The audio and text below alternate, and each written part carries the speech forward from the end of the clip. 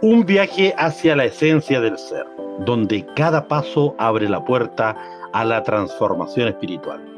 Bienvenidos y bienvenidas a Misticismo para el siglo XXI. Juan José, bienvenido, ¿cómo estás?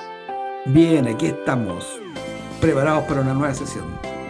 Y hoy día con un gran tema, el camino interior de transformación espiritual. Así que de inmediato vamos a ir con la primera pregunta porque justamente tiene que ver con el título de nuestro capítulo de hoy. ¿Cómo definiría Juan José el camino interior de transformación espiritual y por qué crees que hoy vuelve a ser tan relevante para tantas personas?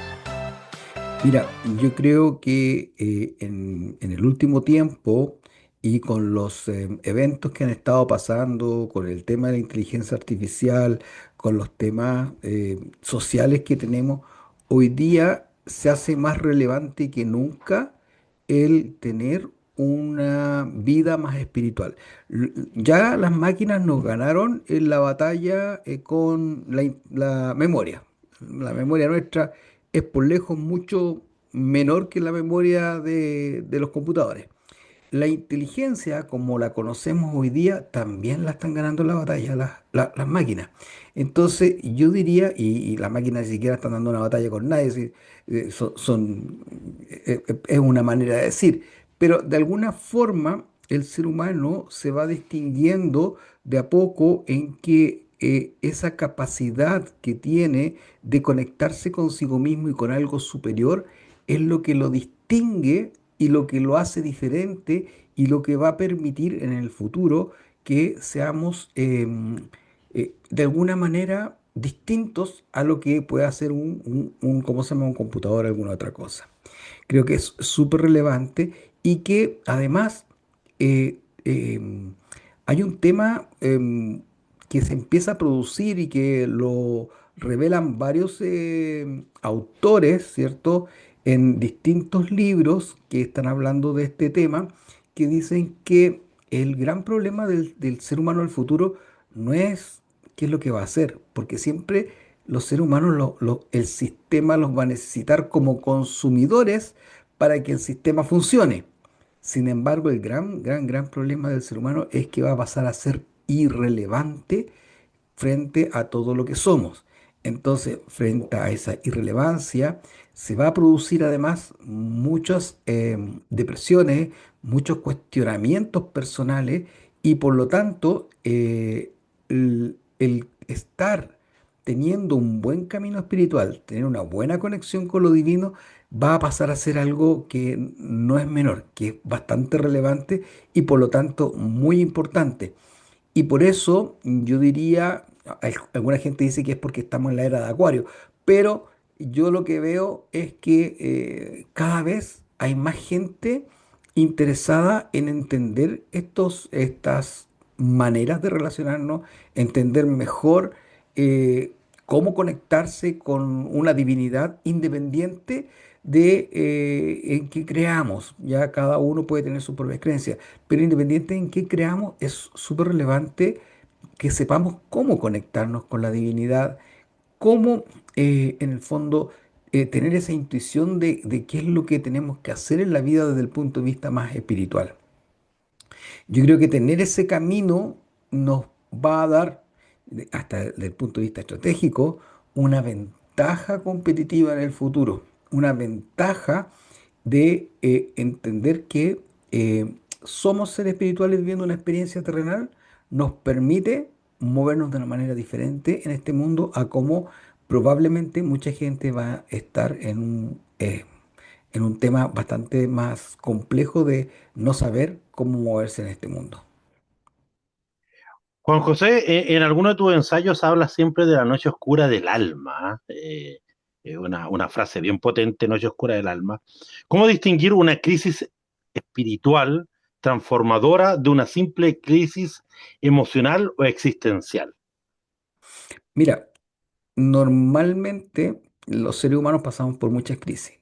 La diferencia entre una crisis psicológica o existencial tradicional con una crisis más espiritual y es muy frecuente que le pase a la gente que entra en el camino espiritual, que en algún minuto entra y si nada de esto existiera, ¿Y si todo fuese un invento de mi razón?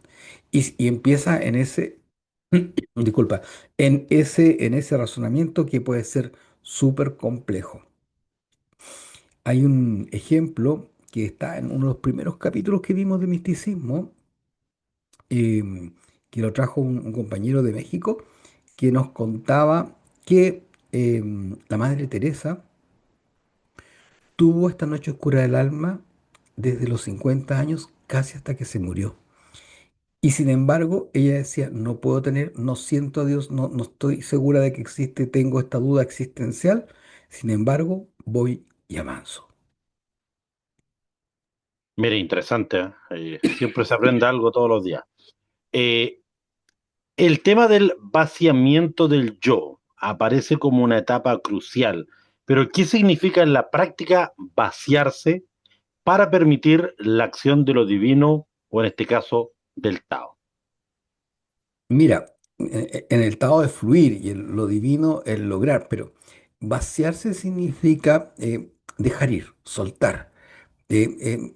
Vaciarse significa que somos capaces de, de soltar el control de lo que son nuestras vidas, el control de lo que queremos hacer, el control de la familia, los amigos. O sea, vaciarse significa liberarse, soltar desde adentro muchas cosas de las cuales nosotros estamos muy apegados.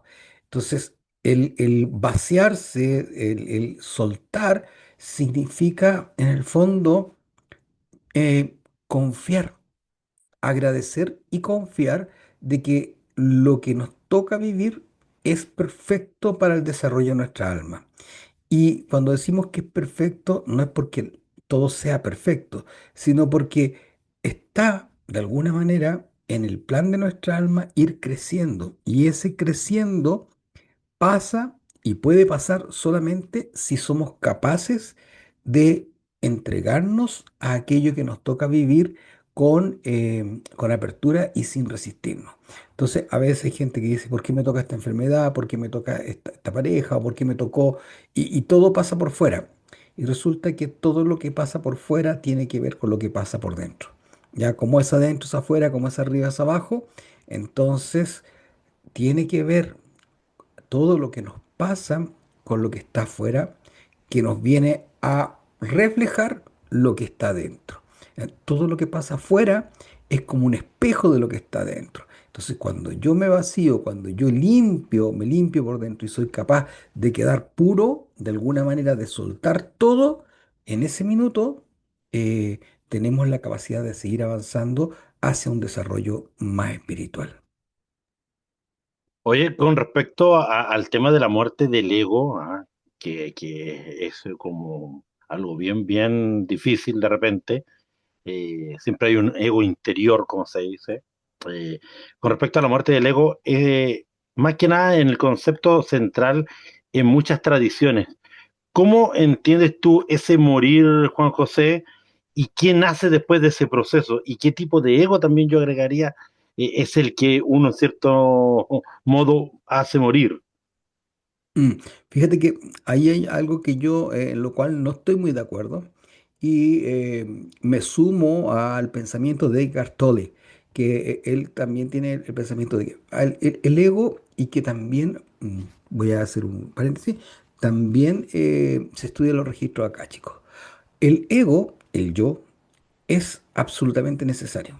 Estamos en este plano, estamos en este terreno y por lo tanto necesitamos este yo físico, este yo que siente, este yo que tiene celos, que tiene envidia, que tiene rabia, que es necesario, ¿ya? Por lo tanto, el ego no tiene que morir.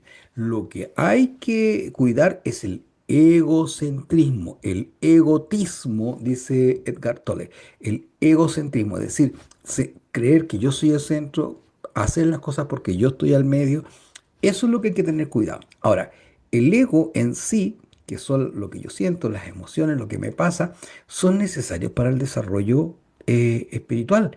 Si el espíritu, los espíritus venimos a vivir esta experiencia terrenal porque el cuerpo tiene ese ego que nos permite mirar la vida con pena, con alegría, con rabia, con sufrimiento, con lo que sea, para poder experimentar cosas que las almas no encarnadas no pueden experimentar. Entonces, más que eliminar el ego, yo creo que lo importante es trabajar muy bien el egocentrismo, entender a tu yo interior, ¿cierto? Y entender cómo opera y saber, ¿cierto? Medirse en qué es lo que hace uno con lo que le llega y con lo que le toca vivir. Entonces, yo diría que lo que tiene que morir es el egocentrismo y el egotismo, y lo que tiene que quedar es ese yo que se está purificando y que nunca va a ser perfecto, ¿ah?